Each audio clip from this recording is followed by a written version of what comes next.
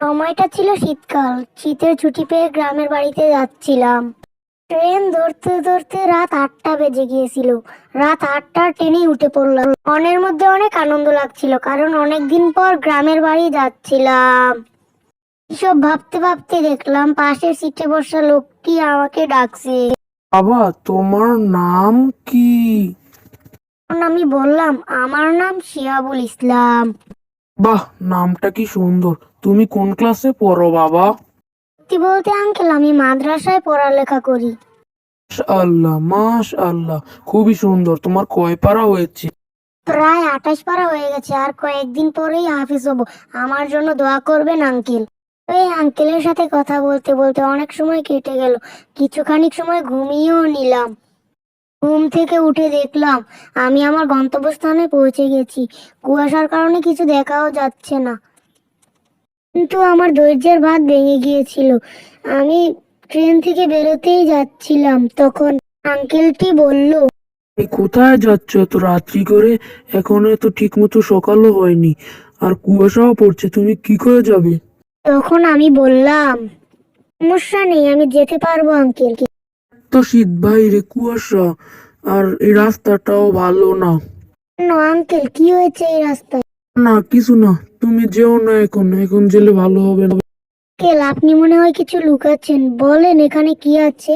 শোনো বাবা, শুনেছি যে রাত করে যদি কেউ এই রাস্তা দিয়ে যায়, তাহলে সে অদ্ভুত কিছু একটা জিন ভূতের খপ্পরে পড়তে পারো। যেও না কিন্তু।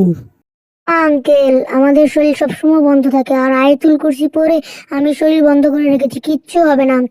এত অনুরোধ করার পরেও লোকটি আমাকে যেতে দিল না। পর্যায়ে দেখলাম যে লোকটি ঘুমিয়ে পড়েছে। সেই সুযোগে আমি ওখান থেকে চলে আসলাম। অনেকটা হাঁটার পর আমার ভয় ভয় লাগছিল, আর চিন্ডু পরিমাণ শীতও করছিল। মনে হয় বা কেউ দাঁড়িয়ে আছে, কিন্তু আমি কোনো কিছু লক্ষ্য না করে সোজা হাঁটতে লাগলাম। পিছনে তাকালাম না, আর মনে মনে আয়াতুল কুরসি পাঠ করতে লাগলাম। আচ্ছা, রাত্রেবেলা কেউ যদি পিছে দাঁড়িয়ে আছে এমন মনে হয়, তাহলে পিছনে তাকাতে না। শুনলাম যে আমাকে কেউ ডাক দিল পিছন থেকে। ইহাব, এদিকে আয়। আমার নাম ধরে কেই বা ডাকবে, তা আবার এত রাতে? আমি ভয় পেয়ে গেলাম, কিন্তু তারপরেও সাহস করে হাঁটতে লাগলাম সামনের দিকে। পিছনে মোটেও তাকালাম না। দূরত পড়তে পড়তে হাঁটতে লাগলাম।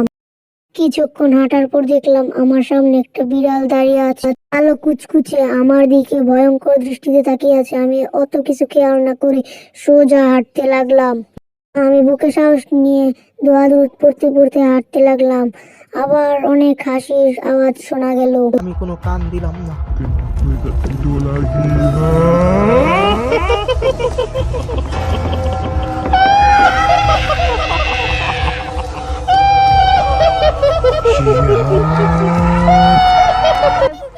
আরো আমাকে পিছন থেকে কেউ যেন আমাকে ডাক দিল, কিন্তু আমি পিছনে তাকালাম না।